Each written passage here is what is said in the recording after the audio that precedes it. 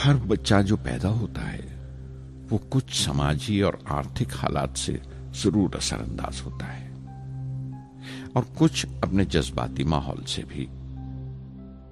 اسی طرح اس کی تربیت ہوتی ہے۔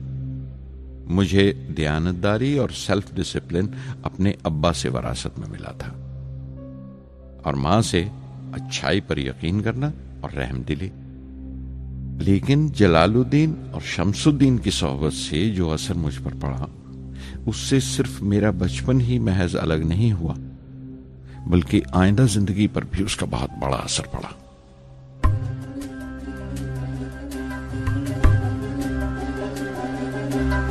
தந்தை மகற்கு ஆற்றும் நன்றி அபயத்து முந்தி இருப்பச்செயல் தந்தை மகற்கு ஆற்றும் நன்றி அபயத்து முந்தி இருப்பச்செயல் இருப்பச்செயல் மகன் தந்தைக்கு ஆற்றும் உதவி இவன் தந்தை என்னோற்றான்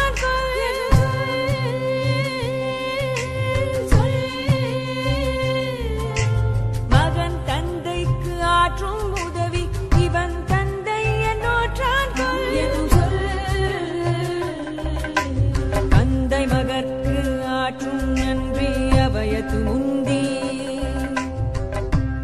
இருப்பச்செயல்۔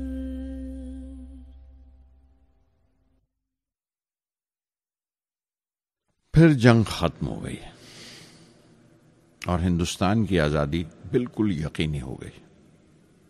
میں نے ابا سے رامیشورم چھوڑنے کی اجازت چاہی۔ میں ڈسٹرکٹ ہیڈ کوارٹرز رامناتھ پورم جا کر پڑھنا چاہتا تھا۔ شمس الدین اور جلال الدین میرے ساتھ رامناتھ پورم تک گئے، مجھے شوارٹس ہائی اسکول میں داخل کرانے کے لیے۔ جانے کیوں وہ نیا ماحول مجھے راس نہیں آیا۔ رامناتھ پورم بڑا مصروف شہر تھا اور قریب 50,000 کی آبادی تھی، لیکن رامیشورم کا سکون اور اطمینان کہیں نہیں تھا۔ گھر بہت یاد آتا تھا اور گھر لوٹنے کا کوئی موقع میں چھوڑتا نہیں تھا۔ شوارٹس ہائی اسکول میں داخل ہونے کے بعد ایک 15 سالہ لڑکے کے تمام شوق جو ہو سکتے تھے میرے اندر جاگ اٹھے۔ میرے ٹیچر ایا دورائی سولومن بہترین رہبر تھے، گائیڈ، اس نوجوان ذہن کے لیے جس کے سامنے زندگی کی بے شمار ممکنات کھلنے والی تھی۔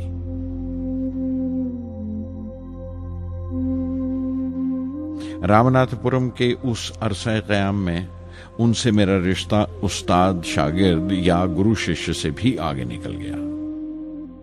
ایا دورائی کہا کرتے تھے، زندگی کامیاب ہونے اور نتیجے حاصل کرنے کے لیے 3 طاقتوں پر قابو پانا بہت ضروری ہے: خواہش، یقین اور امید۔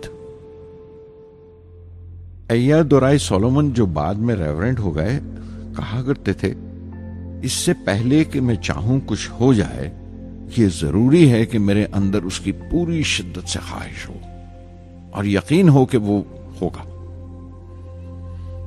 میں اپنی زندگی سے اگر مثال دوں تو مجھے بچپن سے ہی آسمان کے اسرار اور پرندوں کی پرواز ہمیشہ حیران کرتی تھی، فیسینیٹ کرتی تھی۔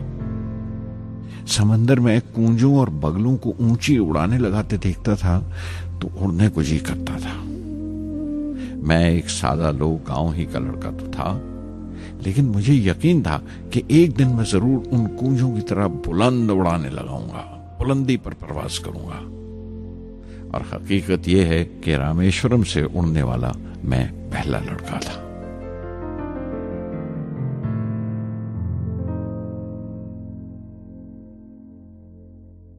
شوارٹس اسکول میں تعلیم ختم کرتے کرتے میرے اندر خود اعتمادی بس چکی تھی اور مجھے یقین تھا کہ میں ضرور کامیابی حاصل کروں گا۔ میں تعلیم آگے جاری رکھوں گا، اس میں کوئی دوسرا خیال نہیں تھا۔ سن 1950 میں انٹرمیڈیٹ پڑھنے کے لیے سینٹ جوزف کالج ٹریچی میں داخل ہو گیا۔ جب بی ایس سی ڈگری کے لیے میں نے سینٹ جوزف کالج میں داخلہ لیا تو ہائر ایجوکیشن کے معنی صرف اتنے ہی جانتا تھا، یہ نہیں جانتا تھا کہ ہائر ایجوکیشن کے لیے کچھ اور بھی ہو سکتا ہے، نہ یہ جانتا تھا کہ سائنس پڑھ کے فیوچر کے لیے اور کیا موقع حاصل ہو سکتے ہیں۔ بی ایس سی پاس کرنے کے بعد ہی جان پایا کہ فزکس میرا سبجیکٹ نہیں تھا۔ اپنے خواب کو پورا کرنے کے لیے مجھے انجینئرنگ میں جانا چاہیے تھا۔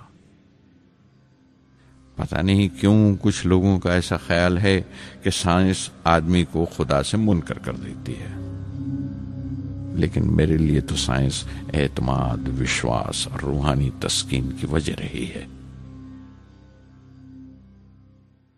کسی طرح میں MIT یعنی مدراس انسٹیٹیوٹ آف ٹیکنالوجی کے امیدواروں کی لسٹ میں تو آ گیا، لیکن اس کا داخلہ بہت مہنگا تھا۔ کم سے کم 1000 روپے کی ضرورت تھی اور میرے ابا کے پاس اتنے روپے نہیں تھے۔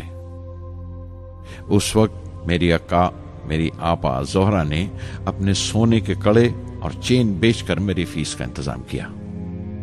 مجھ پر اس کی امید اور یقین دیکھ کر میں پسیج گیا۔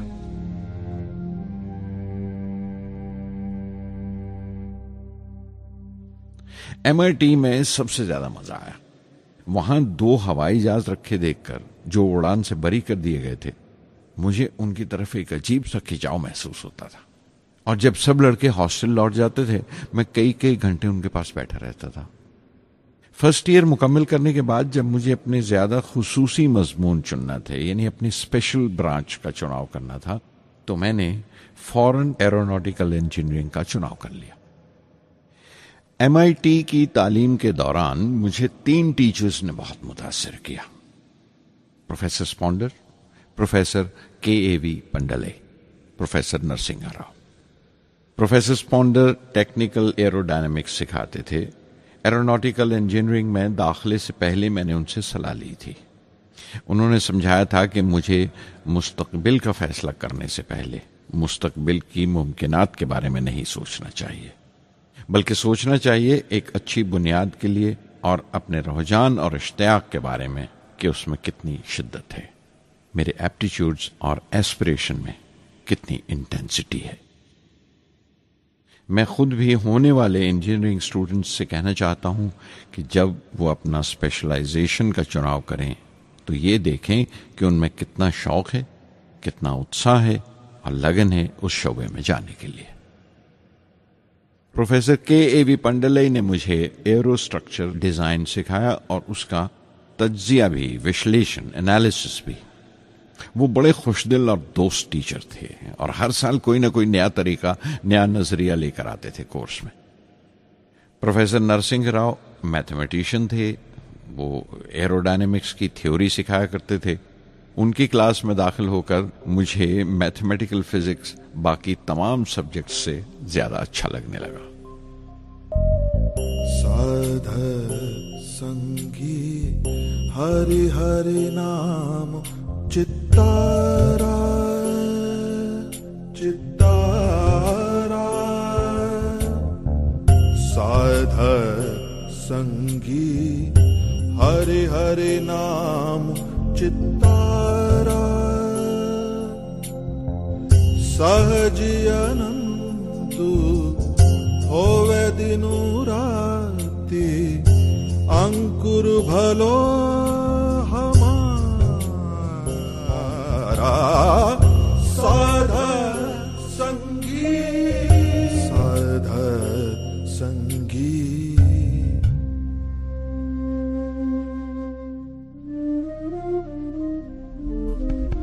گرو پورا بھیٹیو بڑ بھاگی، گرو پورا بھیٹیو بڑ بھاگی، جاکو انتو نہ پاراوارا، انتو نہ پاراوارا، نانک سرنی گہی سوامی کی، پنہ پنہ نمسکار۔